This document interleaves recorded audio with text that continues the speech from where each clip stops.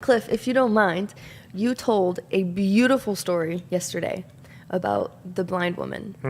And I would love if you would be able to share that with everyone. Mark and Susan had been married a few years when suddenly she began to lose her eyesight. And she got really depressed and sank into a deep slough of despond. Mark said, listen, honey, I'm going to stick with you and I'm going to help you learn how to do your job blind. They worked hard at it. He went with her to the office every day, showed her how to do her job as a blind woman, and then he would leave for his work at an army base. One day he turned to her and said, Susan, I'm sorry, but I'm getting to work too late. You're going to have to go to a job on your own. She was freaked out. There's no way I can ride the bus, walk the streets, go up the stairs, go into the office building, go upstairs and sit at my desk and do this on my own. And he said, no, honey, I'm going to stay with you. I'm going to teach you. And so they did it for a couple of weeks. And then eventually he said, okay, I think you know it well enough. I've got to go to work at an earlier hour. Monday came, she got on the bus, walked the block, walked up the stairs, seamless. Tuesday, Wednesday, Thursday, it went beautifully. Friday, as she's getting on the bus driver says, you know, you're a really lucky woman. And she says, stop it.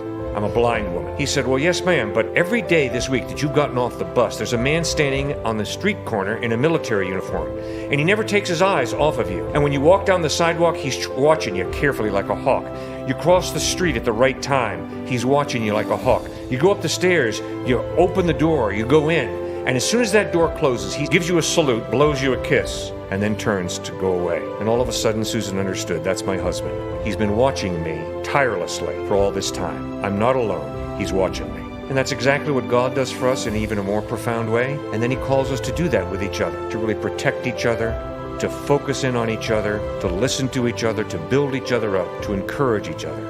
And that's how marriage goes beautifully.